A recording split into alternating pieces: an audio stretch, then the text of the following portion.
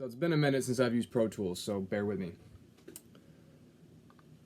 Anyways, welcome to the first episode of the Cat Olive Chronicles. My name is Kato, and the reason for doing this vlog series podcast is that a ton of people ask me questions all the time about the music business, what I did to get where I am, how do you go from unsuccessful artist to perception-based successful promoter. So guess we'll start. Basically, this podcast or vlog series is called the Cat Olive Chronicles because back in 2015, I was on tour with On Cue, Nate Millions, and Kyle Lucas. And people kept coming up to me after shows asking me to put in my information so they could follow me on social media. And every time that you would type Kato Live into Twitter or Instagram, any phone would automatically try to autocorrect it and say Cat Olive. So that kind of just became the joke of the tour, because I was tour managing and performing, and then people would be like, oh, there's Cat Olive, don't piss him off. Whenever I'd get mad or I'd need to go handle something business-wise, they'd be like, oh, it's Cat Olive. Cat Olive's going to handle this. So that name kind of stuck. And then in 2016, when I was given the opportunity to quit my job, I released a compilation album with some new singles on it, basically as a closing of my artist career and opening me up to full-time promoter called the Cat Olive Chronicles, and I've always liked that name, so I figured, why not? Let's go with that. So just to preface this, I don't know how long this series of these topics is going to go. I'm typing them out. I'm also going to just go off the top of the dome. I'm going to try not to get into rants. I'm going to be extremely blunt. I'm probably going to cuss a lot.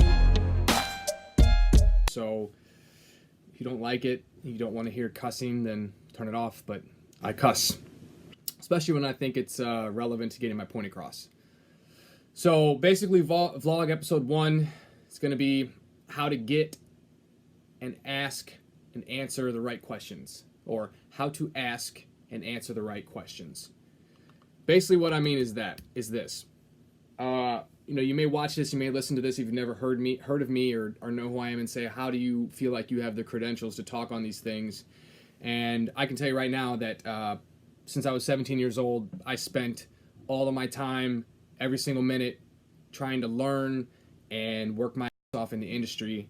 And everything that I'm going to do moving forward is all based around first-hand mistakes that I made, and then learning what I feel now is my best way of doing things. I'm not saying that everything I say is going to be your best way of doing things, but I feel like, honestly, if you commit to doing the core basics of these things, then you can kind of expand and go off on different paths and figure out something that works better for you, because not something that works for me is going to work for everybody. But I do feel like if it's a 10-step process and I can make the mistakes 1 through 7 and then give you the right answers and all that crap on the first 7, that you might be able to figure out 8, 9, and 10 on your own, because you've done the first 7 correctly. So anyways, all right, good. If you ever see me peeking off, it's because I got like 30 things going on. I don't just do this. I run CLM Presents. I run Louisville Concerts. I run 3 other businesses. I manage 5 artists. So this is very hard to take time to do this. So anyways, just backstory on me. I started doing music when I was 17 years old. I've done 2 nationwide tours that I booked and performed on. I've done 6 different Midwest runs. I've done an East Coast run. I've worked with Chris Webby since 2013. I'm working with Jonas right now. I've worked with On Cue, and these are like direct relationships to where I was booking them and working on events to get them hopefully bigger. Right now I manage Nate Millions, who I've managed for 2.5, 3 years. Is my brother from another mother. Also work with Ryan Bronson, Mac A Million, Jay Flight, DJ Ray Mills, and DJ Inferno. Just trying to give these guys the information like I'm giving you guys, but in a completely more catered and tailored way to sculpt their image, their brand, their business, and just get them more gigs. But anyways, collectively, I have done over 450 events since 2010, I think. everywhere. Like I said, I was 2 national tours. I've been a booking agent with an agency. I've booked directly for Chris Webby. I've booked directly for On Cue. You know, I've been a talent buyer for another business. I would say that I am the culmination of the word producing events when it comes to CLM Presents, because I do everything A to Z. I do have a few people on my team that help me with those, but at the same time, you know, everything at the end of the day comes through me. I'm the decision maker. I'm the one that either goes on history or what I see currently happening in the industry and the market, and then also a lot of times these decisions are based on my gut feeling. And I think right now, middle of the year, it's July 3rd right now, I think by the end of the year, you know, the company itself is going to be in the best spot it's been in a long time. And I think I would have only ignored my gut twice, meaning that I took 2 shows that I was like, oh, I think I can make this work, and then it's been nothing but chaos since, and just haven't gotten anything out of it that I really want to. But either way, life is life and goes on. So yeah, 450 shows from talent buying, probably like 75 shows talent buying for other people. As an artist myself, that I just booked myself on the show. I didn't run the event. I've probably done over 150 live performances. And then as far as actually producing a show, as far as like I'm A to Z guy, 200, maybe more. So maybe we're looking at 450 shows. Maybe my math is a little bit off, but I haven't actually sat down and counted it all out. But that's a lot of shows, and a lot of times that I've had to be a lot of times that shows have gone great, they've sucked, and you know, I'm heavily involved in producing top tier talent for Super Bowl. That was like the best and worst time of my life. So I hope that I actually sound halfway intelligent when I talk about this shit. And I'm sorry if I'm all over the map, but like I said, I got a million things going on, and there's just so many things I want to say, and I want to say it in the right way that doesn't make people want to turn this off.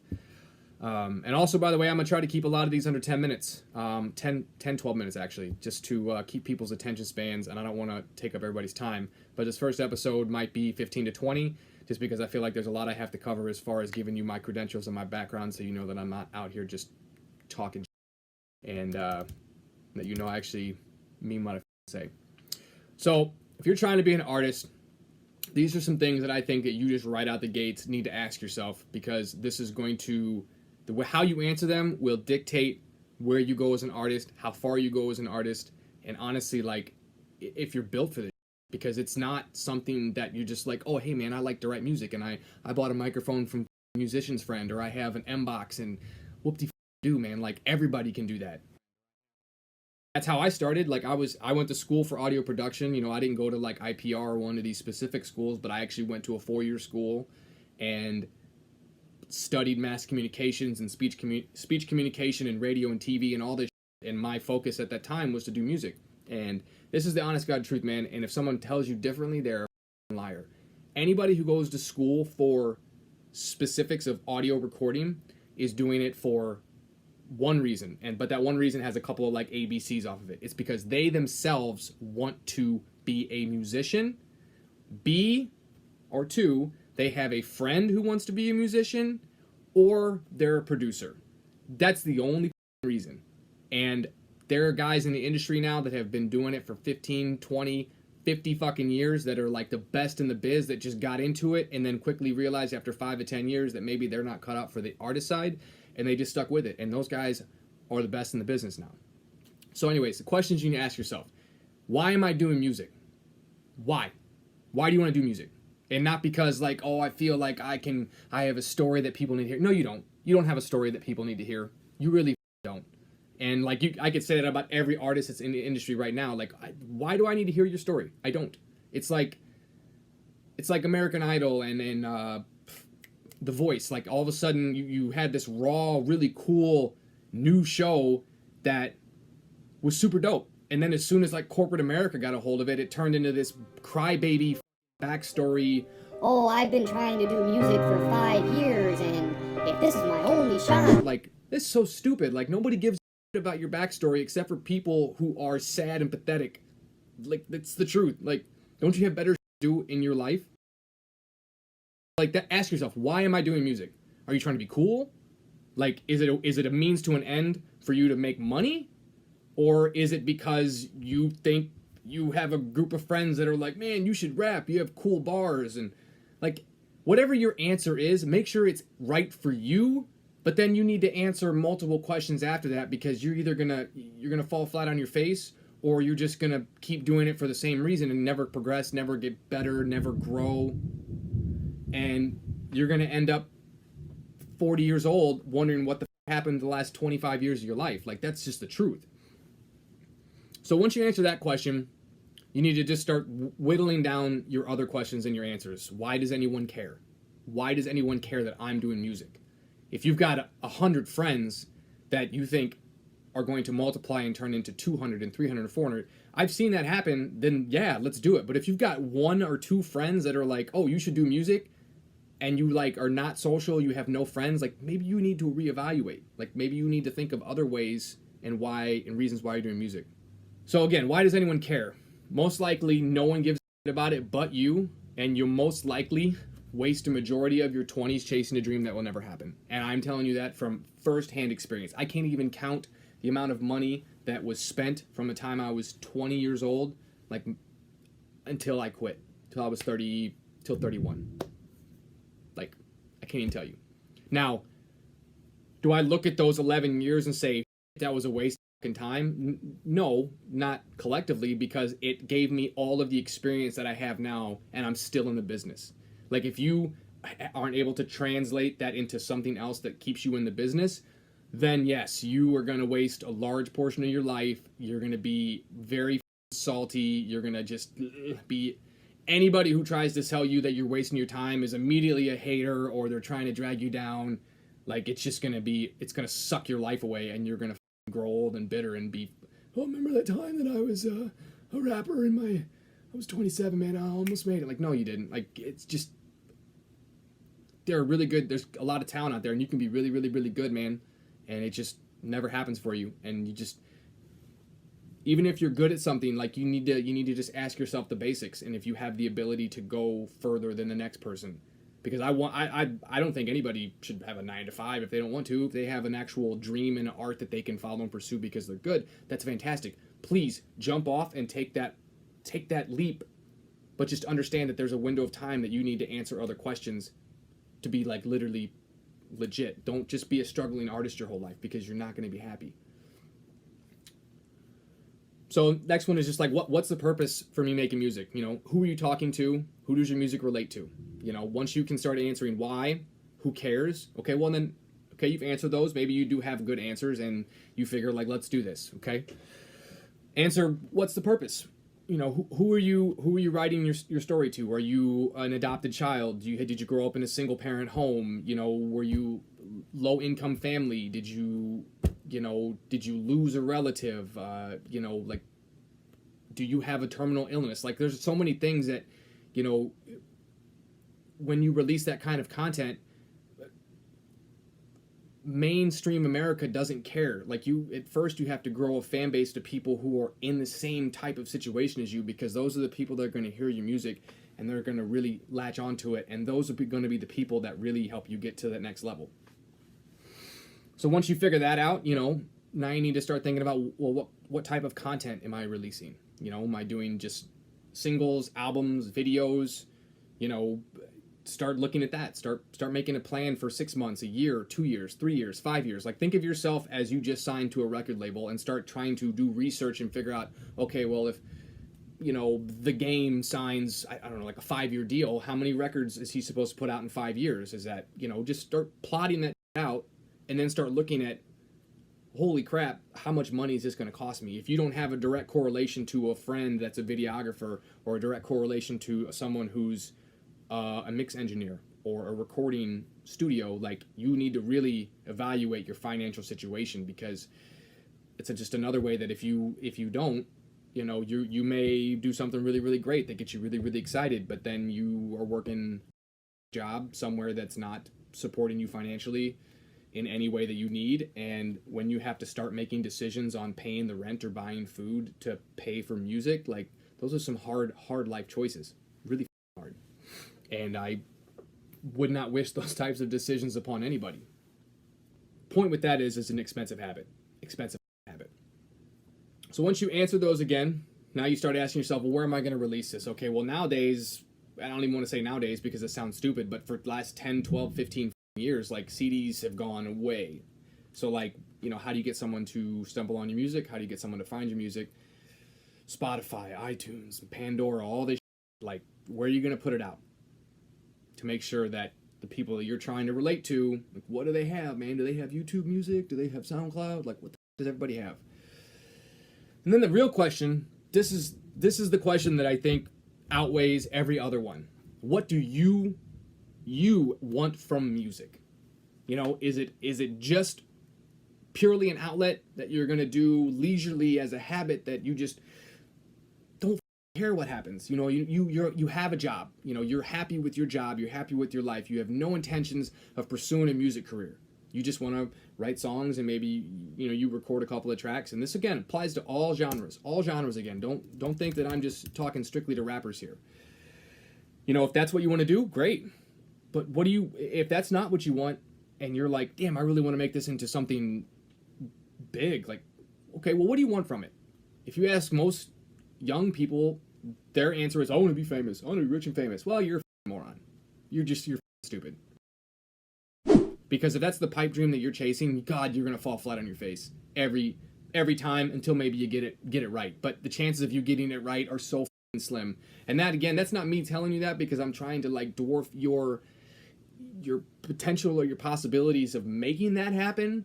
But if that's your only goal, God, you are gonna be sadly mistaken when you actually start getting a little bit of recognition, because the music industry is not about being rich and famous anymore. The people who are already rich and famous are already rich and famous because the industry made them that way 20 years ago when it was MTV and radio actually mattered. Nowadays, it fly by the seat of your pants. I could stumble upon 12 different mumble rappers on Spotify tomorrow and I could have 16 new favorite ones and I don't know. You know, it's just, it's so quick. Like, the attention span is so, it's Percocet popping, Zan lean drinking morons that they can't grasp on just anything for longer than 5 seconds. So if you think making music is about fame and fortune, there's not a chance. It's about money spent, heartbreak, letdowns, lonely road trips, gas station food like tornado hot dogs and stopping 10 minutes later, your brains out. It's missing family celebrations and disappointment. That's really what music is about. That's the fucking truth. And if your goal is to make a living off of music, you can do that. You can make a living off of music. You know, you have to have the right support staff. You have done your homework. Answer these basic questions, and there's probably 50 more questions that you should probably figure out and answer for yourself first. But you know, think about those. So support staff, some sort of financial backing, whether or not it's yourself or an investor, a plan, a brand, a look, the right platforms that appropriately represent your brand, merchandise, decent video work, decent audio recordings. And honestly, like, I would say 15 years ago it was about being good. It's not about being good anymore. Like, it doesn't matter about if you're good. I mean, does anybody actually think Lil Nas X is good? No, he sucks. He's horrible. But he has the biggest song in the world. So that's the point. First episode, that's the point. If you want to be an artist, how to ask and answer the right questions. There's an answer out there to every one of these questions that I just laid out there. And, you know, don't think that you've asked yourself these questions and then you watch this and say, oh, well, Kato's telling me I'm a moron. That's not the truth, man. I'm not telling you what you are or are not.